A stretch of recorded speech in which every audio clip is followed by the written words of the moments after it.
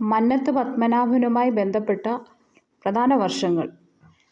ജനനം 1878 ജനുവരി 2. മന്നത്ത് പത്മനാഭൻ ശ്രീമൂലം പ്രജാസഭയിൽ അംഗമായ വർഷം 1921. സവർണ ജാഥ നയിച്ചത് 1924 നവംബർ 1. മുതുകുളം പ്രസംഗം 1947 മെയ് 25. ദേവസ്വം ബോർഡിൻ്റെ പ്രസിഡന്റായ വർഷം 1949 ഓഗസ്റ്റ് 1. ഡെമോക്രാറ്റിക് കോൺഗ്രസ് സ്ഥാപിച്ച വർഷം 1950.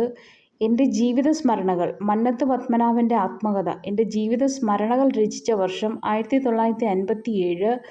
വിമോചന സമരം 1959 ജൂൺ 12. ഭാരത കേസരി എന്ന ബഹുമതി ലഭിച്ച വർഷം 1959. പത്മഭൂഷൺ ലഭിച്ച വർഷം 1966. മന്നത്ത് പത്മനാഭൻ മരണമടഞ്ഞ ദിവസം 1970 ഫെബ്രുവരി 25.